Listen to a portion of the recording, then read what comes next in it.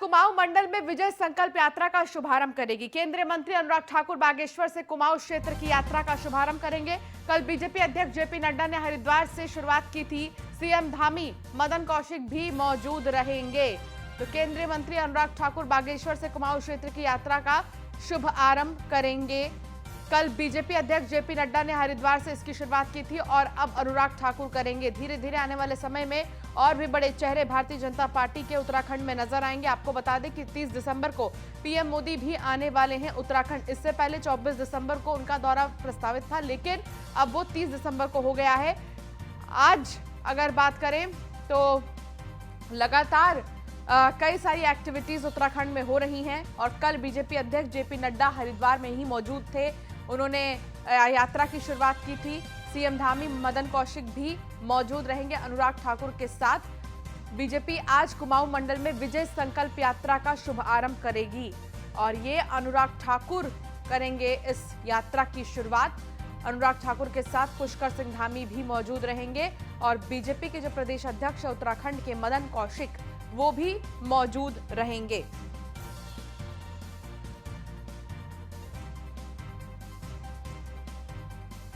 BJP आज कुमाऊं मंडल में विजय संकल्प यात्रा का शुभ आरंभ करेगी। इतना ही नहीं, आपको बता दें केंद्रीय मंत्री अनुराग ठाकुर बागेश्वर से कुमाऊं क्षेत्र की यात्रा का शुभ आरंभ करेंगे।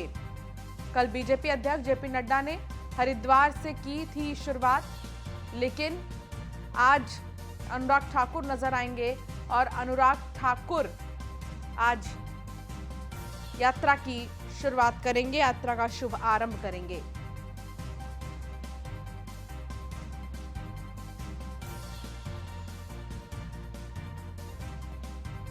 तो कल बीजेपी अध्यक्ष जेपी नड्डा ने हरिद्वार से शुरुआत की थी। आपको बता दें कि 2022 में विधानसभा चुनाव है और उसके पहले तमाम राजनीतिक पार्टियां अपनी अपनी तैयारी में जुट गए हैं। तो वहीं भारतीय जनता पार्टी कोई भी मौका ऐसा नहीं चाहती है जिससे उसको नुकसान हो, इसलिए हर एक पल का, हर एक क्षण का पूरा उपयोग भारतीय जनता पार्टी कर रही है। हर एक दिन भारतीय जनता पार्टी की कोई ना कोई एक्टिविटी होती है उत्तराखंड में, जिसमें कि पुष्कर सिंह धामी जरूर शामिल होते हैं। इसके अलावा तमाम जो बड़े बड़े नेता हैं वो भी हरिद्वार पहुंचते हैं। अलग अलग जगहों पर उत्तराखंड में जाकर सभाएं की जाती हैं और इसी सिलसिले में संकल्प यात्रा की शुरुआत करेंगे अनुराग ठाकुर। सुदीप जैन हमारे विशेष संवाददाता हमारे साथ जुड़ गए हैं। सुदीप, क्या जानकारी मिल रही है अनुराग ठाकुर के संकल्प यात्रा को लेकर? इसकी शुरुआत कितने बजे से होगी, कौन कौन इसमें शामिल होगा और कहां तक ये यात्रा निकाली जाएगी? जी देखिए, केंद्रीय मंत्री अनुराग ठाकुर 11 बजे से औपचारिक रूप से इसकी शुरुआत करेंगे विजय संकल्प यात्रा की। जेपी नड्डा ने गढ़वाल मंडल से इसकी विधिवत शुरुआत की हरिद्वार में। इसके एक दिन पहले जो प्रदेश अध्यक्ष है मदन कौशिक, उन्होंने विधिवत डोलियों की पूजा पाठ की, मां गंगा का आशीर्वाद लिया और कल जेपी नड्डा का एक बड़ा विशाल रोड शो भी किया। भारतीय जनता पार्टी आचार संहिता से पहले सभी जनपदों में विजय की यात्रा निकालकर अपनी जीत सुनिश्चित करना चाहती है। राज्य व केंद्र की योजनाओं को लोगों तक पहुंचाने की ये कोशिश है और आचार संहिता से पहले उस विजय संकल्प यात्रा को संपन्न करना चाहती है। इसके बाद वो बूथों तक जाकर अपने पक्ष में मतदान करने की अपील लोगों से करेंगे। जी सुदीप, बहुत ही ज्यादा महत्वपूर्ण हो गया है एक एक क्षण भारतीय जनता पार्टी के लिए, क्योंकि विपक्षियों की एक्टिवनेस कहीं ना कहीं एक वजह है एक्टिवनेस के पीछे भारतीय जनता पार्टी की। तो ऐसे में कोशिश यही है पार्टी की कि बिल्कुल भी कमी ना हो, लापरवाही ना हो, जिससे नुकसान हो कुछ भी। देखिए, भारतीय जनता पार्टी ने उत्तराखंड चुनाव को इसलिए भी महत्वपूर्ण तरीके से समझा लिया है क्योंकि उनका हिंदुत्व का मुद्दा, मां गंगा का एजेंडा उत्तराखंड से ही सेट होता है। दूसरी बात, केदारनाथ धाम के प्रधानमंत्री नरेंद्र मोदी बहुत बड़े भक्त हैं, बहुत बड़े पुजारी हैं। प्रधानमंत्री के 2 दौरे हो चुके हैं, अमित शाह आ चुके हैं, जेपी नड्डा कल तीसरी बार उत्तराखंड में थे, आज अनुराग ठाकुर आ रहे हैं और 30 तारीख को प्रधानमंत्री आ रहे हैं। तो समझा जाना चाहिए कि भारतीय जनता पार्टी उत्तराखंड में भले ही विधानसभा सीटें 70 हो, चुनाव छोटा हो उत्तर प्रदेश और पंजाब की तुलना में, लेकिन इन चुनाव को बहुत महत्वपूर्ण तरीके से गंभीरता से ले रही है। चूंकि वो सत्ता में है और एंटी इनकम्बेंसी फैक्टर का जहां उसे डर है, वहीं उसे डर कुछ विनिंग जो कैंडिडेट हैं, जो भी जीते हुए विधायक हैं, उनकी टिकट कटने और साथ ही सीटें कम होने का भी भय है। इसलिए लिहाजा भारतीय जनता पार्टी कोई कोर कसर इन चुनाव को लेकर नहीं छोड़ रही है। चलिए ठीक है, बहुत शुक्रिया सुदीप इस तमाम जानकारी के लिए। आगे बढ़ते हैं। एआईएमआईएम अध्यक्ष असदुद्दीन ओवैसी बिजनौर दौरे पर हैं। आज दोपहर 1 बजे मंठहेरी में जनसभा को संबोधित करेंगे। शोषित वंचित समाज की रैली को भी संबोधित करेंगे। जनसभा को लेकर कार्यकर्ताओं में उत्साह है। सुरक्षा को लेकर चप्पे चप्पे पर पुलिस बल भी तैनात है। तो असदुद्दीन ओवैसी आज मेरठ में नजर आएंगे और शोषित वंचित समाज रैली को वो संबोधित करेंगे। भारी भीड़ इकट्ठा होने की जो आशंका है वो जताई जा रही है। जनसभा को लेकर कार्यकर्ताओं में उत्साह है।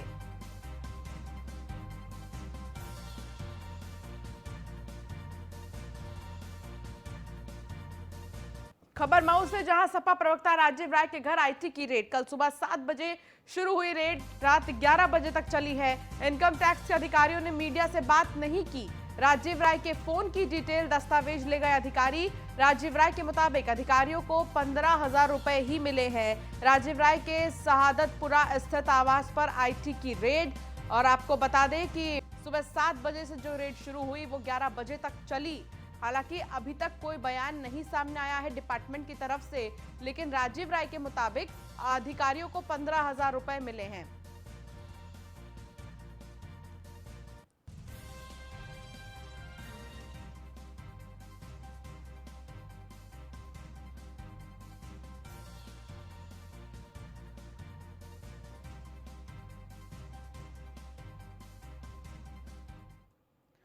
चलिए, जिन सपा नेताओं के घर पर आईटी की रेड हुई है, आखिरकार वो नेता कौन है ये भी जानिए। सबसे पहले राजीव राय के बारे में आपको जानकारी देते हैं। बलिया के रहने वाले हैं। सपा के राष्ट्रीय सचिव, दुबई और बेंगलुरु में इंजीनियरिंग और मेडिकल कॉलेज है, लड़ चुके हैं 2014 का लोकसभा चुनाव। राजीव राय शुरू से ही सपाई हैं।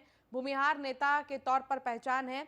मऊ, बलिया और गाजीपुर क्षेत्र में भूमिहार में पकड़, घोसी विधानसभा से चुनाव लड़ने की तैयारी। अब जानिए कि आखिर जैनेंद्र यादव कौन है। तो जैनेंद्र यादव के बारे में अगर हम बात करें तो जैनेंद्र यादव के बारे में भी आपको बता देते हैं कि आखिर जैनेंद्र यादव हैं तो है कौन। जो ये 3 नेता, 3 लोगों का नाम है और तीनों ही अखिलेश यादव के बेहद ही करीबी हैं। बात अगर हम जैनेंद्र यादव की करें तो जैनेंद्र यादव कौन है ये बता देते हैं। अखिलेश यादव के ओएसडी रह चुके हैं। रियल एस्टेट का कारोबार है। आगरा, लखनऊ समेत कई शहरों में जमीन, मिनरल वाटर की भी फैक्ट्री है। तो जैनेंद्र यादव कौन है आपको बता रहे थे। अखिलेश यादव के ओएसडी रह चुके हैं वो। आगरा, लखनऊ समेत कई शहरों में जमीन, मिनरल वाटर की इनकी फैक्ट्री है। अब आपको बताते हैं कि आखिर मनोज यादव कौन है, इनका क्या इतिहास है, इस पर भी एक नजर डालते हैं। लखनऊ के बड़े कारोबारी हैं, आरसीएल ग्रुप के चेयरमैन हैं, लंबे समय से मैनपुरी में जिला पंचायत अध्यक्ष पद पर काबिज हैं। तो जिला पंचायत अध्यक्ष के पद पर काबिज हैं मनोज यादव। तो तीनों ही नेता, तीनों ही लोग कौन हैं, क्या हैं, ये हम आपको बता रहे थे।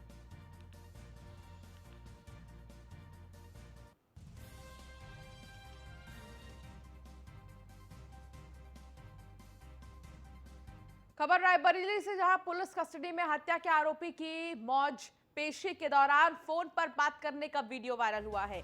हत्या का आरोपी कोर्ट परिसर में मोबाइल पर बात कर रहा है। शातिर आजाद सिंह पर दर्ज है कई संगीन मुकदमे। पुलिस अभिरक्षा में चाय की चुस्कियां ले रहा बदमाश आजाद सिंह। तो बड़ी जानकारी मिल रही है शातिर आजाद सिंह पर। वैसे तो कई संगीन मुकदमे दर्ज हैं, लेकिन जब पेश होना था तो उसके पहले ही फोन पर बात करते नजर आ रहा था। तो पुलिस कस्टडी में हत्या के आरोपी की मौज है। और आपको बता दें कि पेशी के दौरान फोन पर बात करने का जो वीडियो है वो वायरल हुआ है। हत्या का आरोपी कोर्ट परिसर में मोबाइल पर बात कर रहा है और कोई भी सुध लेने वाला नहीं है कि आखिर बात हो रही है तो किससे हो रही है, आखिर फोन कैसे मिला आरोपी को। तो पुलिस और अभिरक्षा में चाय की चुस्कियां ले रहा बदमाश आजाद सिंह। रायबरेली से ये जानकारी मिल रही है। पुलिस कस्टडी में हत्या के आरोपी की मौज है। पेशी के दौरान फोन पर बात करने का वीडियो वायरल हो रहा है।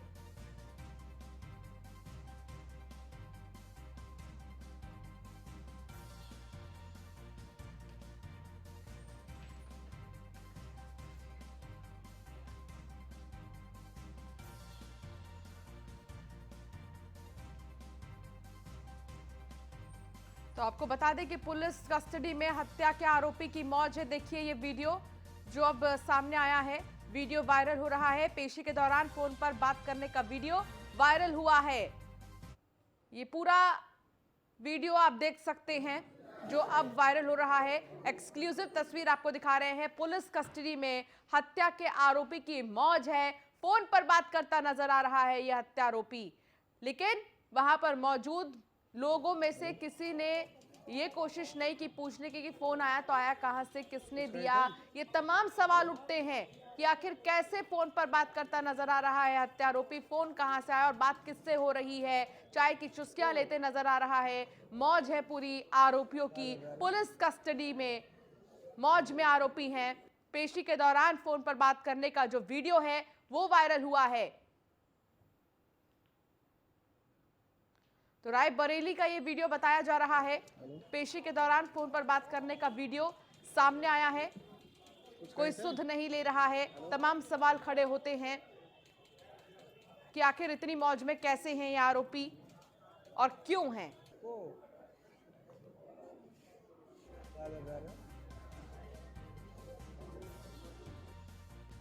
असद हमारे संवाददाता हमारे साथ जुड़ गए हैं। असद, क्या जानकारी मिल रही है, आखिर इतनी मौज में आरोपी कैसे हैं, क्या कोई सुध लेने वाला नहीं है? जी बिल्कुल, ये कोर्ट परिसर की ये तस्वीरें हैं और कोर्ट परिसर में जिस तरह से आवो भगत टीम की जा रही है। 3 दर्जन से ज्यादा गंभीर मामले इनके ऊपर दर्ज है। आजाद सिंह इनका नाम है, डी क्षेत्र के ये रहने वाले हैं और करीब 1.5 साल से ये जेल में बंद हैं और पेशी पे आते हैं तो बाकायदा इनका आओ भगत की जाती है। राजा महाराजा की तरह इनका स्वागत किया जाता है। लेकिन इन सब पर अगर कोर्ट परिसर के अंदर इस तरह की व्यवस्थाएं इनके साथ होती हैं, फिर उसके बाद वो वहां से किसी आपराधिक गतिविधि को भी अंजाम दे सकते हैं। इस पर पुलिस प्रशासन गंभीर नहीं है, ये एक बड़ा सवाल है। जी ठीक है असद, आप बने रहिए हमारे साथ, हम आगे भी आपसे जानकारी लेंगे। छोटे से ब्रेक। यूपी के औरैया जनपद में सौसैया अस्पताल में WHO टीम ने अस्पताल टीम के साथ मिलकर के आगामी ओमिक्रॉन वेरिएंट से लड़ने और अस्पताल में उपलब्ध संबंधित L2 लेवल के उपकरणों का, ऑक्सीजन उपकरण का परीक्षण किया है।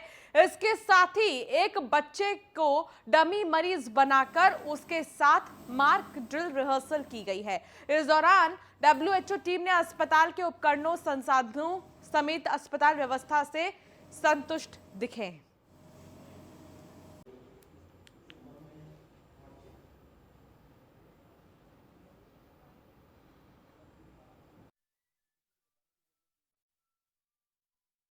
कोविड जो वेरिएंट आया है और उसके लिए यहाँ पे पीडियाट्रिक इंटेंसिव केयर यूनिट है, ये लेवल 2 की यूनिट है, जहाँ पे हमारे यहाँ वेंटिलेटर्स हैं और लाइफ सपोर्ट यूनिट है ये, जिसमें कि क्रिटिकल मरीजों को भी जो है हम यहाँ पे ट्रीट कर सकते हैं। ये चिचौली औरैया 100 बेड हॉस्पिटल है, जिला अस्पताल है।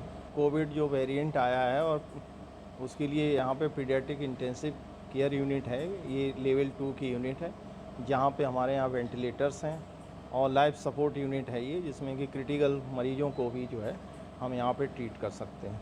ये चिचौली औरैया 100 बेड हॉस्पिटल है, जिला अस्पताल है। तो वहीं आज रायबरेली के दौरे पर जाएंगी प्रियंका गांधी। शक्ति संवाद कार्यक्रम में महिलाओं से बात करेंगी प्रियंका। रायबरेली के रिफॉर्म क्लब में कांग्रेस का शक्ति संवाद है, तो आज रायबरेली के दौरे पर जाएंगी प्रियंका गांधी। शक्ति संवाद का कार्यक्रम है, महिलाओं से बात करेंगी प्रियंका गांधी। कल अमेठी दौरे पर रही प्रियंका गांधी, अमेठी पहुंची थी, लेकिन अब आपको बता दें कि रायबरेली के दौरे पर जाएंगी प्रियंका गांधी। असद हमारे संवाददाता लगातार हमारे साथ जुड़े हुए हैं। असद, क्या जानकारी मिल रही है प्रियंका गांधी के दौरे को लेकर?